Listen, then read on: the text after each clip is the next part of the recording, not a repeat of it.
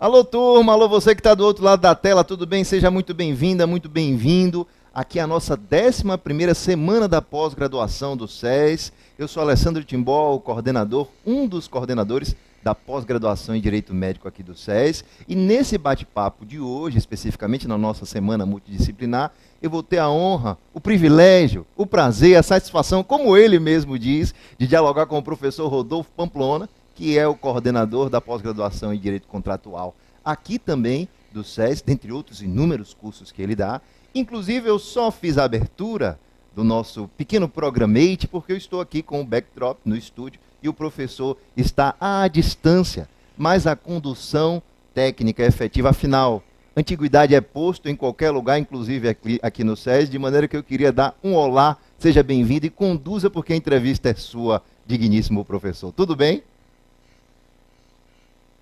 Olá, pessoal, tudo bem? Estamos aqui, eu, diretamente, Rodolfo Pamplona Filho, diretamente de Vitória do Espírito Santo. Eu vim aqui ministrar aulas num curso de pós-graduação presencial e aí tivemos que gravar aqui essa semana da pós, essa questão, essa reflexão que é tão importante. E isso mostra, na verdade, uma das lógicas ou uma das vantagens dos cursos online. Você pode fazer o curso em qualquer canto do país ou fora dele. Eu estou gravando nesse momento no quarto do hotel, literalmente no meu notebook, e tendo o prazer, a satisfação, a honra, o privilégio de bater um papo com esse talento, esse jovem professor, Alessandro Timbó, que é coordenador da nossa pós-graduação em Direito Médico, uma das pós mais bombadas do SES, e que defendeu recentemente, olha os parabéns, primeiro momento para falar nos autos, aqui defendeu recentemente com brilho a sua dissertação de mestrado, já é mestre em Direito pela UFPA, ele que é médico, é advogado, é professor, é artista, é apresentador e é também um dos grandes talentos dessa nova geração.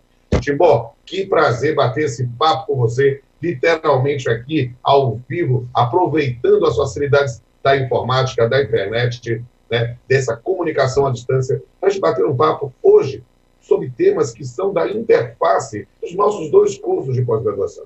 Eu coordeno, eu tenho a honra, o prazer, o privilégio de coordenar o curso de pós-graduação em Direito Contratual do SES, né, além de co-coordenar o curso de pós-graduação online em Direito e Processo do Trabalho.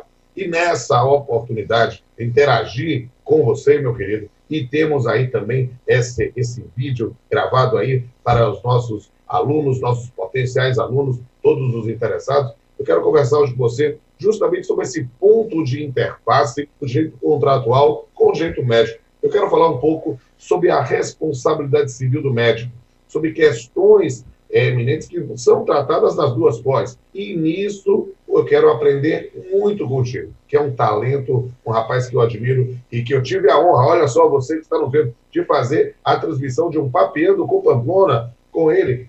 Confira lá no meu canal no YouTube, né? No canal Pamplona, você vai ver na playlist da 6ª temporada, ao episódio de julho, foi com o Alessandro justamente analisando essa questão do direito médico numa perspectiva mais ampla. Veja isso também no canal do SES TV. Alessandro, tá me ouvindo bem? Vamos bater um papo? Estou ouvindo, sim, vamos sim, professor. Às vezes a conexão está um pouquinho oscilante, mas isso faz parte, é normal, como tudo, inclusive na transmissão EAD à distância, tem essa possibilidade, mas estou lhe escutando perfeitamente. De vez em quando a imagem dá aquela travadinha, eu fico um pouco menor, mas a gente está conseguindo escutá-lo perfeitamente. Perfeito, então vamos até aproveitando a velha propaganda. Vocês se lembram da minha imagem? Talvez continue a mesma, mas minha voz continua a mesma, né? Vocês se lembram da minha voz? Continua a mesma. Mas meus cabelos e minha imagem, quanta diferença. Meus amigos, e nesse ponto vamos bater um papo justamente sobre essas interfaces do direito médico com o direito contratual. E eu quero entender um pouco, na sua experiência, querido, que coordena essa vitorioso curso de pós-direito médico, e entender um pouco sobre o contrato especificamente com o médico, né? Quando nós vamos pensar em algum tipo de cirurgia, como é que deve ser, nesse ponto, na celebração, a parte do chamado consentimento informado? Por quê? Porque, sem sombra de dúvida, é uma das grandes questões da contemporaneidade, desse novo perfil do profissional médico, e que na relação contratual é preciso que isso esteja muito bem explicitado. Timbó, a palavra é sua. Excelente pergunta para a gente iniciar o nosso debate.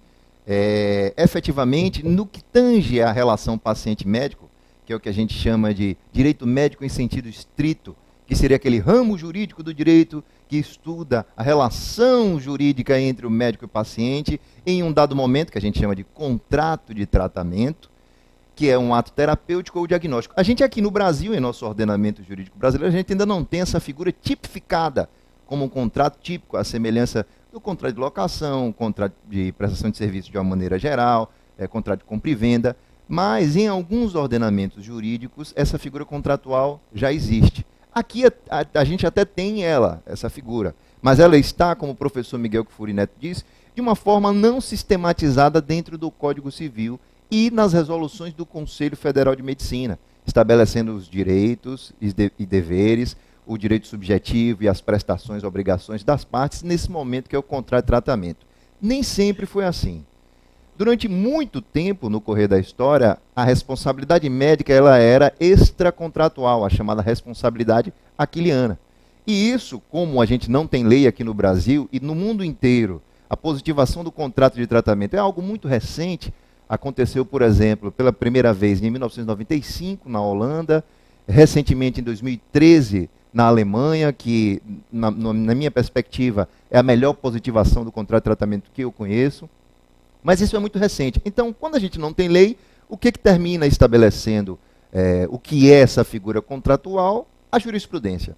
Então, tem alguns julgados precedentes, mas tem um julgado paradigmático de 1936 na França, na Corte de Cassação francesa, inclusive que a partir deste julgado, René Demogue estabeleceu que, olha, a figura contratual, a avença estabelecida entre o paciente e o médico é uma figura contratual e não extracontratual, e é mediante uma obrigação de meio e nunca de resultado. Apesar de ser uma figura contratual, que regra geral traz a possibilidade do resultado do fornecedor, do prestador de serviço, nesse caso, Demogue já falava, já via com a ilustração, a doutrina francesa já vinha trabalhando nisso, mas foi a partir de 1936, com esse julgado, que isso tornou-se público, inclusive é o que a gente chama de semente do direito médico moderno. Aí ficou estabelecido que a avença ela é contratual, com obrigação de meio, ou seja, o médico, por uma questão natural, do próprio adoecer, da própria questão da morte, não tem como garantir um determinado resultado num tratamento. Isso é muito importante que fique claro. Em algumas situações, e aí a gente pode falar na próxima pergunta, essa obrigação de meio pode se transformar numa obrigação de resultado, mas isso deve ser encarado de forma excepcional. Nesse contrato de tratamento, tem uma coisa, ele surgiu e ele ganhou muito relevo em função da sedimentação do princípio do respeito à autonomia. Aquela possibilidade do paciente decidir aquilo que vai ser feito com o corpo dele. Sobretudo em casos que envolvam risco de morte. Está lá no artigo 15 do nosso Código Civil, que já tem inclusive esse é um dos dispositivos jurídicos que trazem o contrato de tratamento de forma incipiente, mas já traz aqui no Brasil o artigo 15 do Código Civil. Inclusive tem um pequeno errinho lá, risco de morte, na verdade é o risco de vida, porque o risco é o risco em face da vida, mas é importante para ressaltar aqui, já que o tratamento vai ser feito no corpo do paciente, é o paciente que tem que deliberar e escolher se quer ou se não quer um determinado tratamento. Essa é a regra geral. Salvo nos casos excepcionais, que a gente chama de privilégio terapêutico, aqueles casos de emergência e urgência, que é muito comum na atividade médica, que o médico tem que agir, salvo nesses casos, para que o contrato de tratamento seja bem feito, ele tem que ter um núcleo informacional que chama consentimento informado, livre e esclarecido. Essa expressão só surgiu muito tempo depois, nos Estados Unidos, em 1957, e ela vem evoluindo, mas basicamente é um instituto que diz assim, paciente, você primeiro precisa entender aquilo que vai ser feito, os riscos e benefícios em todas as ações, dentro de um tratamento, dentro de um diagnóstico, e depois de você entender, você faz o consentimento. Você, dentro de sua perspectiva, não é da perspectiva do médico, dentro da perspectiva do paciente, ele aceita ou não. Esse é o ponto central no contrato de tratamento, o consentimento informado, livre, esclarecido. Inclusive, e aí, já fazendo, a gente pode também falar disso daqui a pouco, um conceito normativo da culpa na atividade médica. O médico pode, atualmente, agir com o dever de cuidado extremamente bem feito, ou seja, a técnica foi bem feita, ele não foi negligente, não foi imperito, não foi imprudente, mas não colheu o consentimento informado, ele pode sim ser responsabilizado por um dano moral, um dano estético, um dano patrimonial, a depender do caso concreto, em função dessa ausência do dever de informação. Que hoje, repito, no meu entendimento, pelo que eu tenho visto de modificação, ele está passando a ser até mais importante no desfecho jurídico do contrato do que a própria atividade e fim da medicina, que era o curar, o salvar. Hoje em dia, em função da autonomia do paciente, informar vem sendo mais importante.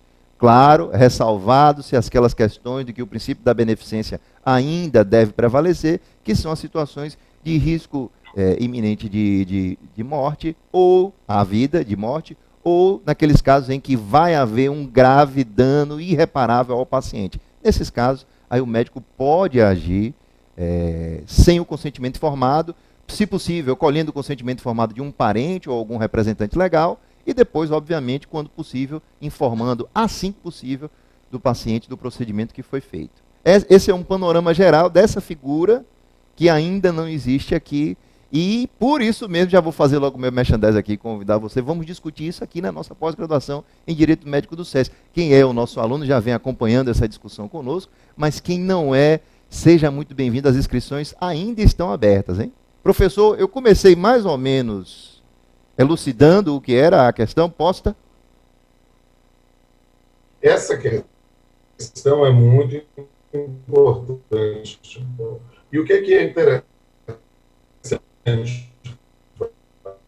fazer justamente contratos típicos e atípicos, das figuras dos contratos nominados e inominados. Nessa circunstância, o que vemos? Ativa cientificação da parte de todos os riscos, de todos os aspectos relacionados a esse tratamento, pode, nesse ponto, se tornar propriamente uma figura contratual, e se torna.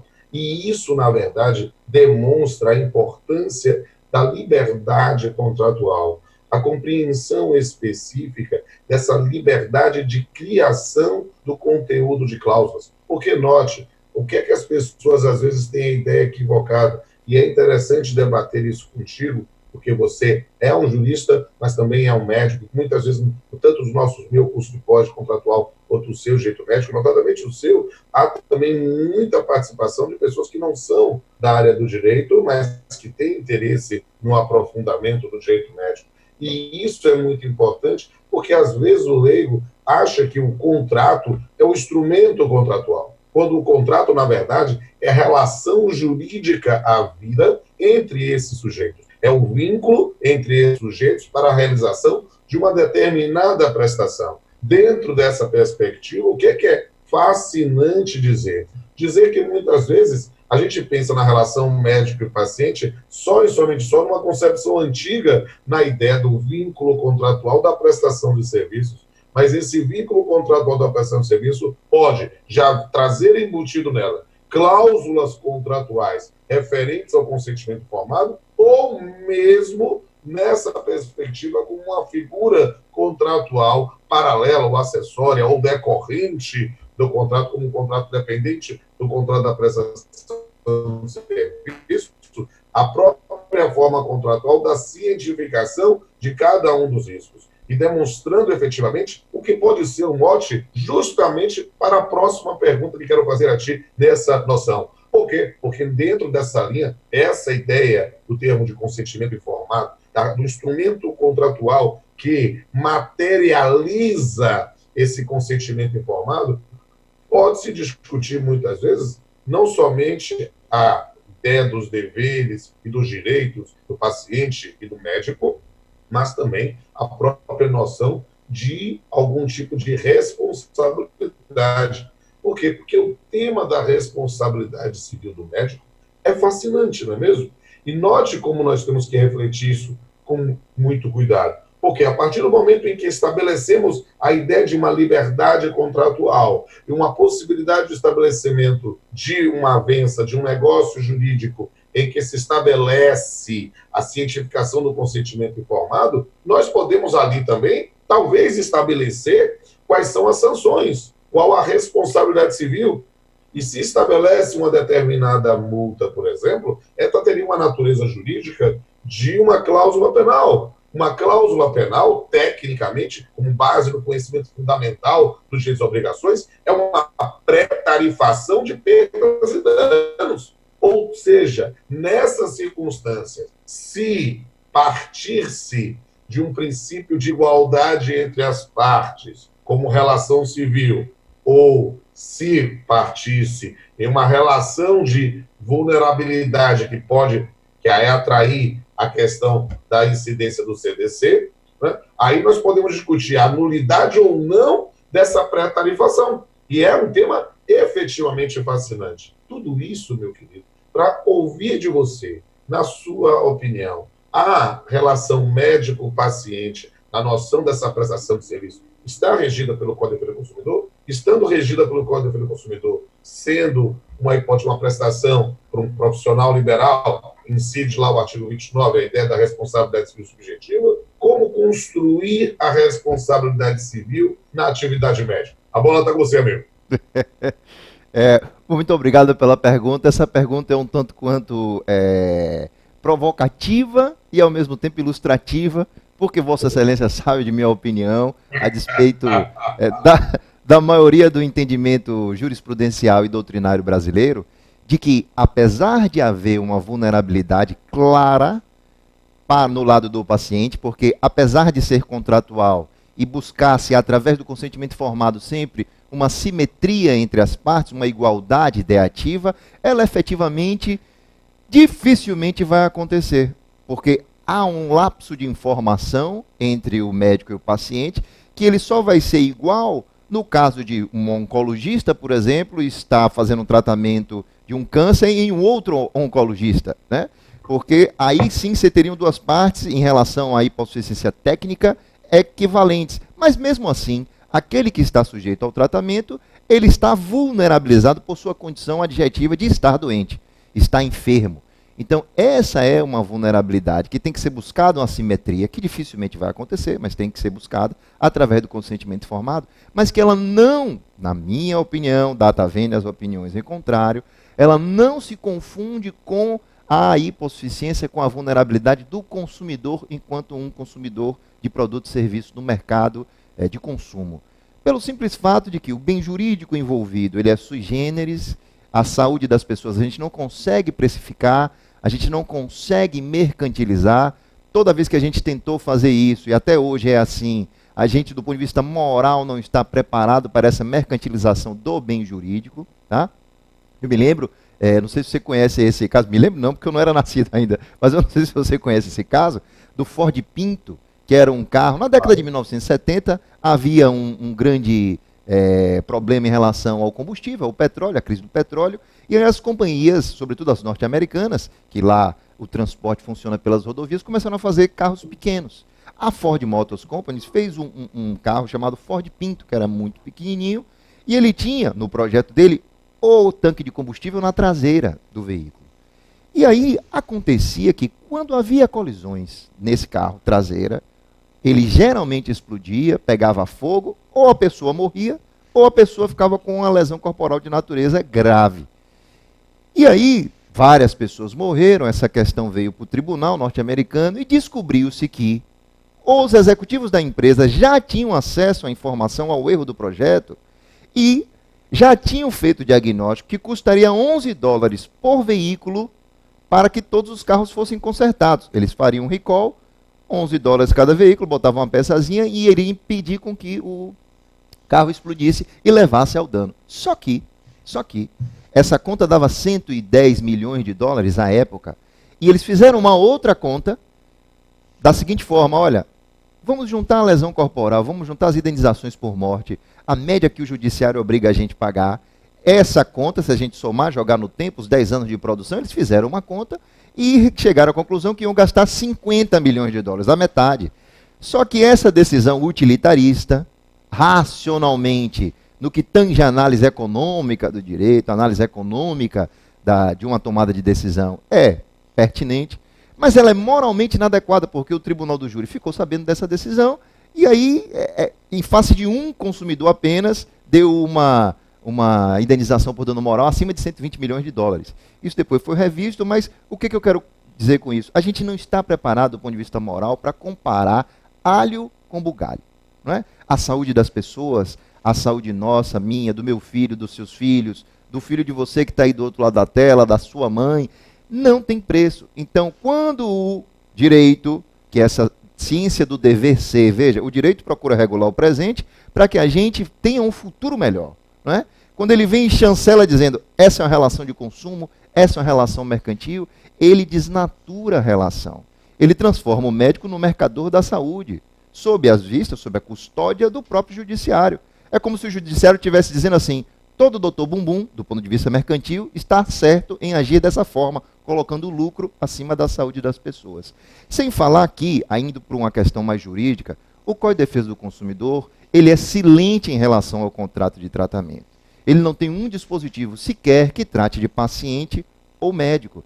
Ele até tem, em 13 ocorrências, o termo saúde, mas é no sentido claro e até óbvio de que, se o fornecedor colocar em risco a saúde do consumidor, ele vai ter que reparar o dano. Por exemplo, se eu comprar um celular e o celular estourar quando eu estiver aqui falando, eu não tenho que provar a culpa dele, né? É um ambiente objetivista de responsabilização, árido, no qual o fornecedor tem que garantir a minha saúde. Mas no contrato de tratamento é o contrário. O CDC ele é pautado na teoria do risco, que você tira a teoria da culpa e vai para a teoria do risco, no qual não se analisa a culpa. Mas o risco, na atividade médica, ele já está presente quando o paciente chega na consulta. Não é? Todo procedimento médico tem um risco. Só que o sopesamento entre os riscos, numa cirurgia, num exame, que tem uma radiação, você está expondo o paciente a uma radiação. Mas no sopesamento dos riscos, é pior para o paciente, do ponto de vista do risco, ele ficar sem o tratamento, sem o exame.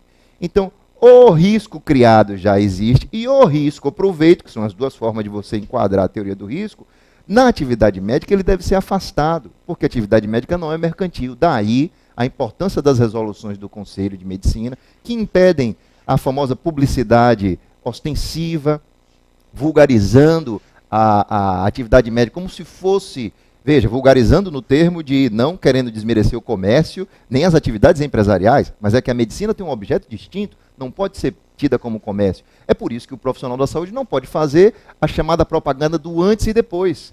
Como a gente viu no mês passado, em julho, 4 de julho, uma médica de Minas Gerais conseguiu um liminar do mandado de segurança, possibilitando, suspendendo a resolução do Conselho Federal de Medicina, que impede a mercantilização através da publicidade ostensiva. Ela conseguiu suspender para fazer a propaganda do antes e depois. Isso foi modificado no tribunal, agora no dia 9 de agosto, saiu o CFM agravou, e aí o tribunal, o TRF1, suspendeu o efeito da liminar.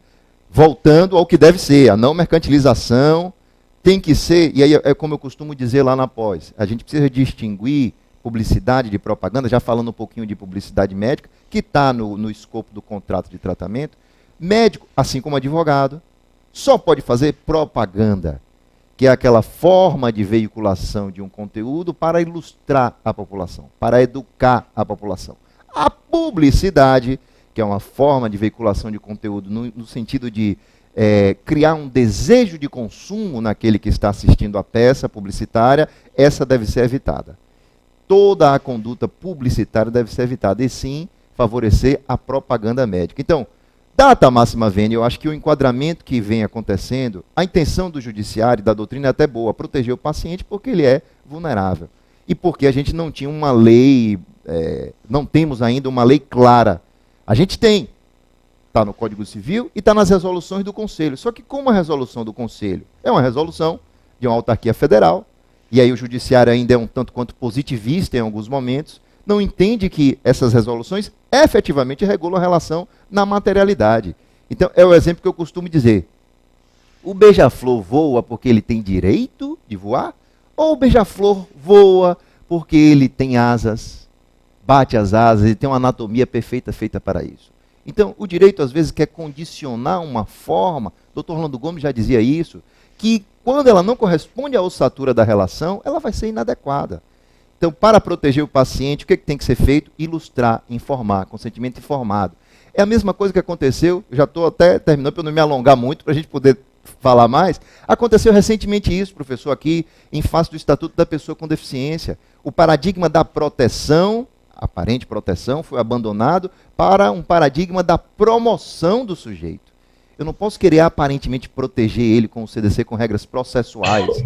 Eu tenho que promover com regras materiais, sim. Eu tenho direito ao meu prontuário, eu tenho direito ao meu consentimento. Só que isso está nas resoluções do Conselho. E aí, o ponto-chave, as resoluções do Conselho dizem que não pode ser uma relação de natureza mercantil, de natureza comercial. Daí a minha, desculpe a síntese apertada e falar demais, minha contraindicação. Agora, regra geral, o que acontece, só para, desculpe que eu não respondi o mérito, regra geral, enquadra-se a responsabilidade do profissional, a partir do parágrafo 4º, artigo 14 do CDC, enquadrando-se no regime consumerista, e o regime geral, só pesando, fazendo o diálogo das fontes ali, com 186, 927 do Código Civil, né? E o regime geral de responsabilização, o qual eu defendo, estaria no artigo 15 do Código Civil, junto com o artigo 951, que traz sim a possibilidade do ilícito civil pela responsabilidade subjetiva, tá? Junto com as resoluções do Conselho e junto com o artigo 2º que compõe esse microsistema mal feito do contrato de tratamento, artigo 2º da lei do ato médico, que diz que o objeto da medicina é a saúde do paciente e não é uma mercadoria que não pode ser tratado como uma mercadoria qualquer. Eu não sei se eu respondi. Posso falar? Olha lá, me manda a palavra. Gente, esse tema é fascinante. E eu, na verdade, vou fazer uma bela provocação aí ao amigo Timbó. Talvez com a reflexão sobre a teoria geral dos contratos, nós possamos achar uma fundamentação e um encaminhamento diferenciado do que tem sido proposto pelo amigo Timbó aí, que é fascinante, é brilhante, mas para chegar à mesma conclusão, né? A lógica, talvez, possa ser refletir que essa relação médico-paciente possa ser enquadrado, sim, como uma ideia de uma relação de consumo, embora sui generis, embora com tantas as peculiaridades, mas, justamente no campo da responsabilização civil, a gente enquadraria dentro daquela perspectiva da própria revisão do Código de Defesa do Consumidor, da responsabilidade civil dos profissionais liberais, a ideia propriamente dita de uma responsabilização subjetiva. E aí, nesse campo, o que a gente pode imaginar? Dentro da relação médico-paciente, o que ganha relevo? Justamente a ideia do contrato de tratamento e pensando notadamente na ideia do consentimento informado como parte do contrato de tratamento. Para pensar nessa perspectiva que é como se trataria de uma situação que ainda que seja uma relação de consumo, é uma relação de consumo com responsabilidade civil subjetiva, justamente a não apresentação do consentimento informado ou a existência de outros riscos ou outros danos que não tenham sido devidamente esclarecidos pelo médico, aí sim pode se caracterizar o elemento anímico de culpa, a ideia propriamente dita de uma noção de uma violação de um dever de cuidado. Por quê?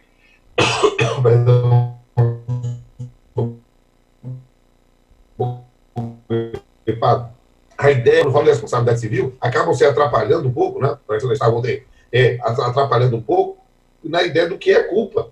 Porque culpa, a gente pensa, eu pergunto para os nossos alunos o que é culpa, o cara diz lá, negligência, imprudência e perícia. Aí eu digo, meu amigo, para um pouquinho. Eu perguntei o que é culpa. Eu não pedi um exemplo. Porque negligência, imprudência e perícia são exemplos de culpa. O que é culpa? Culpa é a violação de um dever jurídico pré-existente, um dever de cuidado, notadamente. E aí, nesse campo, é como esses contratos de tratamento tão bem defendidos por você, tão bem construído e explicado, notadamente aí na pós-direito médico, ele pode ser talvez uma grande solução que o Poder Judiciário possa se valer para aferir ou não a viabilidade jurídica. Esse, sem sombra de dúvida, é um elemento interessantíssimo, fascinante e que traz essa interface dos nossos dois cursos de pós. Agora, eu gostaria, na verdade, de ouvir você nessa parte final, né, justamente a análise do conteúdo da relação jurídica obrigacional estabelecida pelo médico. Porque eu sei que você também tem um posicionamento muito interessante e que precisa ser explicitado, já o foi lá no Papeando, e quero mais aqui nessa semana da pós,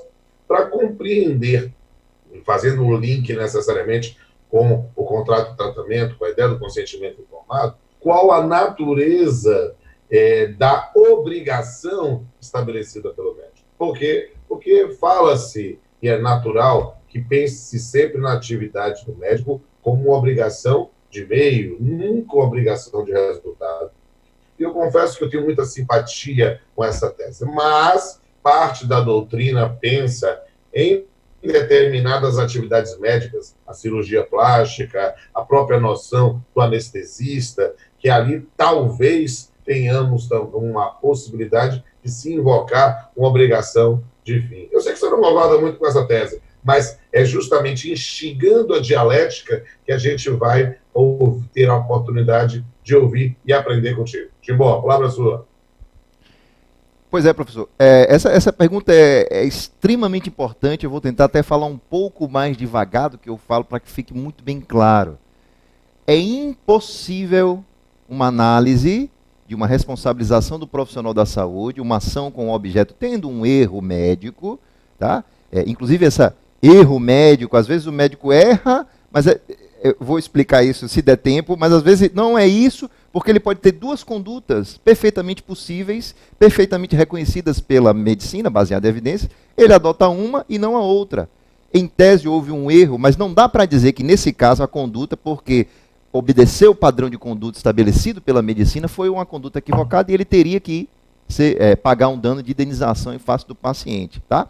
Mas, basicamente, sempre é subjetivo, ou seja, é preciso que a gente entre na análise da culpa do sujeito que está envolvido ali no eventual dano. É por isso que coloca-se sempre no parágrafo 4º do artigo 14 do CDC. Até as ações que o judiciário vem colocando no caput do 14, é objetivo em face da operadora de saúde, em face do hospital, ou então usando o regime jurídico administrativo, o 37, parágrafo 6º da Constituição, que diz que é objetiva, na verdade não é.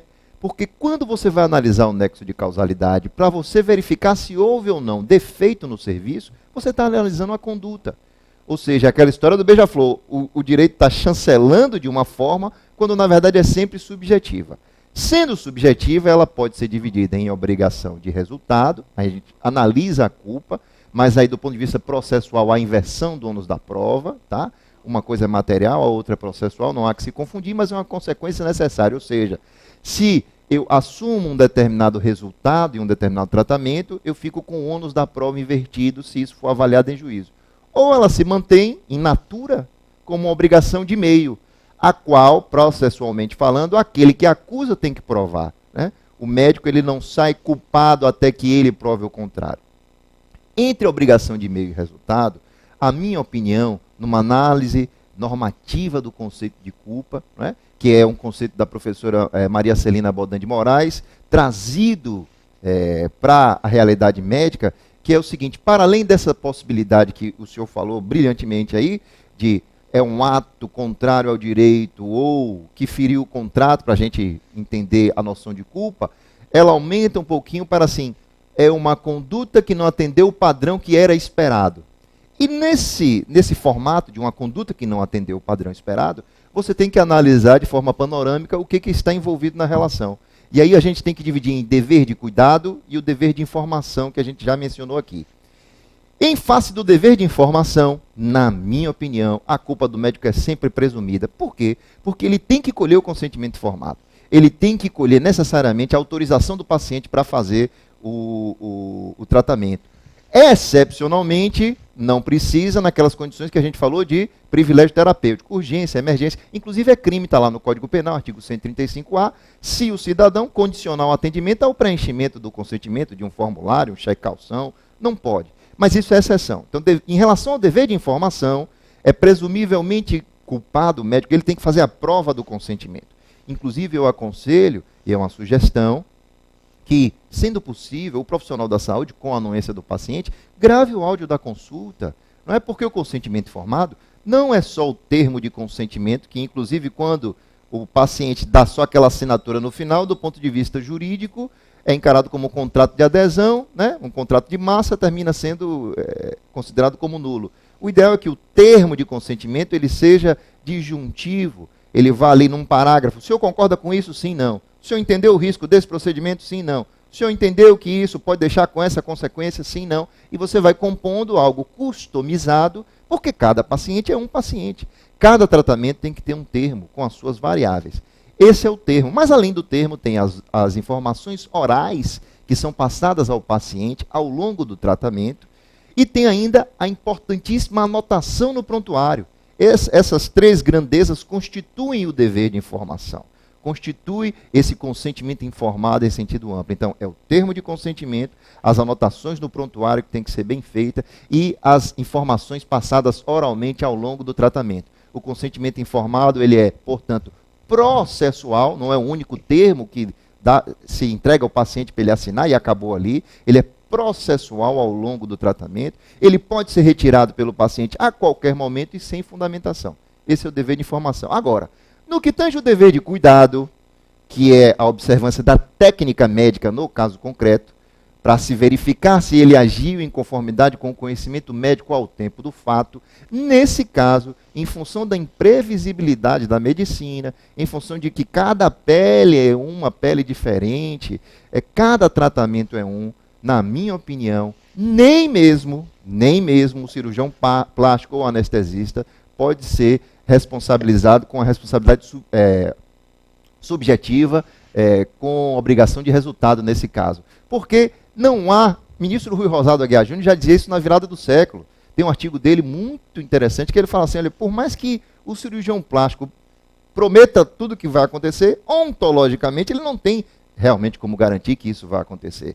Então, quando ele garante, se ele fizer a famosa, a famigerada propaganda do antes ou depois, ou prometer à paciente que ela vai ficar com o rosto bonito, com a mama linda, parecendo de Gisele Bündchen, você vai ficar uma deusa.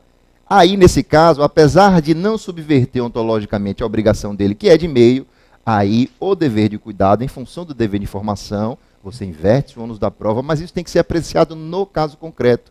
Isso tem que ser apreciado mediante a apreciação jurídica no caso concreto. Ou em algumas possibilidades, que aqui no Brasil a gente não tem, mas na Alemanha já tem, que já são garantidas em lei. Por exemplo, quando o médico exerce a atividade médica sem um registro profissional adequado. Segunda possibilidade, quando ele faz uma anotação no prontuário, superveniente depois, e não diz que essa anotação foi depois. Ou seja, ele provavelmente está querendo ali, salvo engano, com alguma má-fé, não é? Tentando reparar algum erro de anotação que ele deixou de fazer. Quando um erro grave que poderia ser remediado pela equipe de tratamento se realiza, né? Algo que poderia ser perfeitamente remediável, acontece, você vai submeter o paciente a uma cirurgia com anestesia, você tem que ter um equipamento para fazer a ressuscitação em caso de parada cardiorrespiratória, né? Isso é um erro grave, você entrar no centro cirúrgico sem ter os mecanismos para poder entubar o paciente e ressuscitar o paciente. Então, em algumas possibilidades, que a gente poderia dizer quase um in re ipsa, que a coisa fala por si, porque não é razoável que você entenda que o profissional se assume a negligência dele logo de cara, aí inverte os ônus da prova. Mas, regra geral, e é o que acontece no CDC, porque o que acontece quando enquadra-se no CDC? No CDC, a partir do artigo 6º e 8º, o paciente é um hipossuficiente técnico sempre, você inverte todos os dois deveres sempre, o dever de informação e o dever de cuidado, tornando o médico culpado sempre, até que ele prove o contrário. Aí, nesse conceito da análise normativa da culpa, você ainda tem que analisar uma outra coisa. As excludentes que são inerentes ao tratamento. As condições hospitalares, as condições do nosso sistema de saúde que não é bom, os pronto-atendimentos todos lotados, a super jornada de trabalho que envolve o profissional da saúde. Então, eu acho que esse enquadramento no CDC, apesar da intenção ser boa, termina causando uma beligerância. Sabe aquela história da balança, que até alcançar o meio, o ponto ideal, ela vai para um lado e vai para o outro? Eu acho que atualmente isso tem favorecido uma judicialização da medicina, tem favorecido a medicina defensiva, os médicos estão ficando com medo, e aí começam a encarar o paciente em algumas especialidades como potenciais inimigos. O que acontece, por exemplo, vem acontecendo nos Estados Unidos, na Nova Zelândia, já está difícil de achar uma obstetra por causa disso, porque ninguém quer fazer mais. Então, essa mercantilização da atividade, consumerização da atividade, ela termina esgarçando a relação, que é pautada na confiança. Eu costumo dizer, inclusive, só para terminar, porque o nosso tempo, inclusive, já acabou, eu costumo dizer que na relação paciente-médico, no contrato de tratamento, diferentemente de ser algo paritário, toma lá da cá, que envolve as contraprestações, apesar de que isso é questionável na doutrina e tal, eu acho que está muito mais próximo do affectio societatis, no qual as duas partes estão em busca de um objetivo único, que é o restabelecimento da saúde do paciente. Ah, professor, o senhor é muito romântico. Ah, o médico é mercantilista. Eu acho que não. Eu acho que o médico que é mercantilista ganha muita vitrine, porque o doutor Bumbum é uma grande notícia, o recente obstetra lá que era político numa cidade aqui no Nordeste, que abusava das pacientes e inclusive, filmava. Esses casos são a exceção da exceção, só que ganham muita visibilidade. Então, data vênia as opiniões em contrário. Eu acho que, resumindo a conversa, em face do dever de informação, sempre o médico deve fazer prova de que ele informou o paciente, salvo o privilégio terapêutico. No que tange o dever de cuidado, a lógica é inversa. Em algumas exceções, não porque é uma cirurgia plástica ou não porque é uma anestesia, você já vai presumir com que ele agiu de forma equivocada. Essa é a minha opinião. Eu estou com um caso, é porque não vai dar mais tempo para eu ilustrar com um caso. Vai dar tempo, né? A gente pega um pouquinho a mais, a internet, a gente vai falando. Eu estou com um caso aqui recente, um paciente foi submetido a uma cirurgia para correção da mandíbula, na verdade é de uma clínica odontológica, e no final das contas ele não gostou do resultado do procedimento, porque houve um pequeno desvio da mandíbula, 1 milímetro para a esquerda, na linha do dente aqui, a perfeição facial na perspectiva dele. E aí ele alegou que houve uma hiperplasia condilar prévia que o ortodontista não tinha identificado, um aumento do osso que teria prévio, que ele poderia ter identificado na ressonância magnética, que ele não identificou. E ele fez isso no Facebook, numa comunidade específica, com 10 mil pessoas que vão se submeter a esse tipo de cirurgia. Nesse caso, aí, na minha opinião, você não pode presumir que o médico, porque ele tem uma ressonância magnética, inclusive, que não aparece essa hiperplasia condilar alegada pelo paciente. Aí, na minha opinião, data vênia, nesse caso, tem que ser o seguinte: seu paciente, o senhor está alegando que fez isso, e aí, me desculpe falar, mas deve ter sido algum outro profissional que foi lá e fez aquela fermentação na cabeça dele. Prove que tem essa hiperplasia condilar prévia, que o erro cirúrgico decorre, já que o senhor está fazendo essa alegação. Eu não sei se eu fui claro, professor, com um exemplo. E isso acontece nessa dinâmica da judicialização da saúde. Então, na minha opinião, em busca do equilíbrio, né, o equilíbrio está no meio, como diria Aristóteles, eu acredito que a gente tem que afastar do CDC e, concordando com você, imediatamente correr para fazer essa tipificação do contrato de tratamento aqui dentro do Código Civil ou uma lei ordinária federal. Me alonguei. Eu acho que esse é um tema fascinante. A gente pode conversar ainda muito mais tempo, é claro.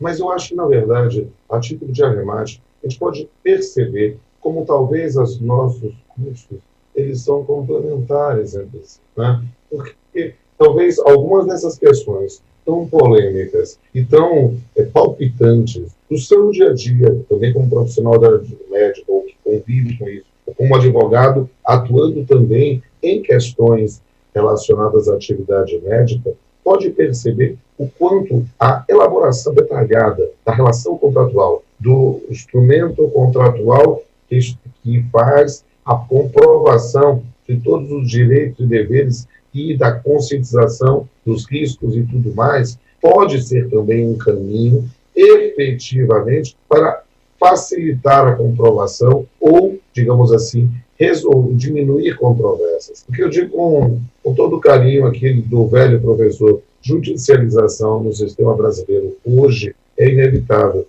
E isso como uma marcha que a gente vê também em outros países. Há, nesse campo, muitas questões que podem ser trabalhadas aí na pós-direito médico e também na pós-direito contratual. Pense, por exemplo, sobre o seguro sobre dano moral, ou seguro de responsabilidade civil em geral, ao que é tão importante e caro o sistema norte-americano, né, que tem justamente sido trazido como uma solução para uma das questões aí citadas por você. Essa também é uma questão que pode ser muito bem explicitada na forma da celebração, efetivamente, como detalhes. A gente precisa, aí falando especificamente da pós-contratual, fazer com que os nossos alunos queimem os formulários, queimem esses modelos, porque as pessoas ficam querendo fazer contrato com base em modelinho, quando na verdade precisa ser, vou utilizar essa expressão, que é do carnaval e que você utilizou muito bem, customizar a forma da relação, para que isso tudo venha explicitado e esclarecido. Isso. Sempre bem acompanhado com um profissional do direito, para que possa assistir. E por isso, para nós, venha após direito médico e após direito contratual. E talvez, fazendo até um convite, faça após direito contratual e depois faça após direito médico, ou vice-versa. Faça após direito médico e, quem sabe, depois continue, engate após direito contratual. A ideia, a ordem dos fatores não altera o produto. Para nós é extremamente importante que você tenha acesso ao conhecimento e possa efetivamente ter uma visão abrangente de todas essas complexidades. Eu não tenho dúvida que tanto comigo quanto com o Alessandro, eu ensino com ele ensina no meu, e você estará muito bem assistido. E quem sabe você pode fazer os dois cursos. Será uma oportunidade maravilhosa de ter um conhecimento enciclopédico que vai ajudar você na sua atividade profissional. Alessandro, um prazer. Sei que você tem aí agora outros compromissos, eu também vou aqui, mas quero dizer que foi sempre uma honra, um privilégio estar com você. Professor, eu que agradeço, muito obrigado pelo convite, que você me fez para a gente interagir aqui nessa semana, multidisciplinar, reforçar o convite, achei ótima a sua ideia, faz a direito contratual primeiro, depois direito médico, ou vice-versa. Acho que o conhecimento a gente nunca para de aprender, não é? E queria, sobretudo, você que está do outro lado da tela, fazer esse convite para você conhecer. Passa no site do SES, você vai ver, tem todas as vídeos, as primeiras aulas de cada pós-graduação, tem um vídeo lá disponibilizado graciosamente no início do semestre. O SES tem esse cuidado de pegar a primeira aula e disponibilizar gratuitamente para que você possa conferir. E todos os professores, é só você procurar na internet, eles já têm uma atuação na internet, sempre voltada para o ensino, e em todos os cursos a gente busca juntar esse Dream Team, sendo uma pós-graduação nacional para todo o Brasil. A gente busca também juntar os melhores professores de todo o Brasil nos respectivos cursos, tá bom? Professor Rodolfo, muito obrigado. Sei que o senhor está super ocupado, como sempre. Eu acho que eu faço várias coisas ao mesmo tempo, mas conheço uma única pessoa nesse mundo que faz mais coisas do que eu ao mesmo tempo, que é o professor Rodolfo Pamplona. Muito obrigado. E a você que está do outro lado da tela, muito obrigado. E a gente se vê, bota ele, só pisca ele na tela aí, para a gente dar o tchauzinho dele. Tchau, professor. Que delícia. Tchau, tchau. É isso aí, 11ª semana da pós. A gente se vê.